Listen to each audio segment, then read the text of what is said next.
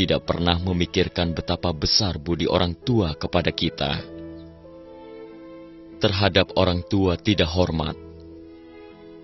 Tidak berbakti sungguh membuat orang tua sedih.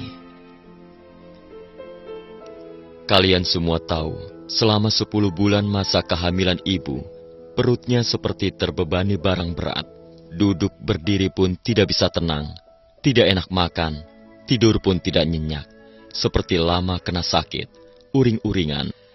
Saat kehamilan memasuki masa melahirkan, masih harus merasakan kesakitan yang luar biasa. Darah mengalir kemana-mana antara hidup dan mati. Setelah melewati berbagai penderitaan, baru melahirkan anak.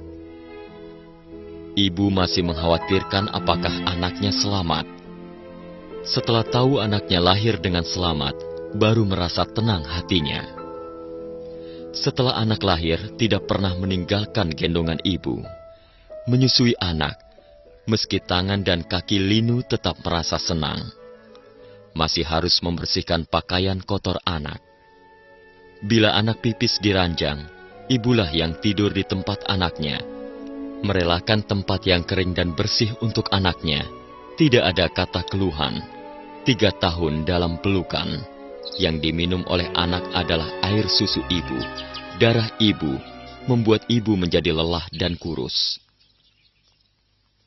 Dari bayi yang hanya bisa menangis, menjadi anak-anak, remaja, dan dewasa. Orang tua entah menghabiskan berapa banyak upaya mengajari anak sopan santun dan budi pekerti. Setelah anak tumbuh dewasa, orang tua masih sibuk mempersiapkan pernikahan anaknya, mempersiapkan dana mendukung usaha anaknya, agar anak bisa lebih cepat menikah dan mandiri. Kasih sayang orang tua terhadap anaknya sungguh dilakukan dengan segala daya upaya, tapi tidak pernah di depan anaknya membahas kata balas budi, juga tidak mengharapkan balas jasa anaknya. Saat anaknya sakit, orang tua menjadi lebih khawatir. Seringkali karena khawatirkan anaknya, malah menimbulkan penyakit pada diri sendiri. Menunggu hingga anaknya kembali sehat. Penyakit cemas di hati ibu baru bisa berangsur-angsur pulih. Melewati berbagai rintangan dalam mendidik, berharap anak segera tumbuh dewasa. Tetapi ada anak yang begitu dewasa, tidak tahu membalas budi dan merawat orang tuanya. Ajaran orang tua tidak digubris atau ditentang. Sampai-sampai melotot seperti musuh. Di pergaulan, keluarga memusuhi saudara yang lebih tua, memukul saudara kandung sendiri, tidak mempedulikan nasihat orang. Sungguh membuat orang merasa sakit hati dan kecewa. Meski berpendidikan, tapi tidak mendengarkan wejangan para tetua.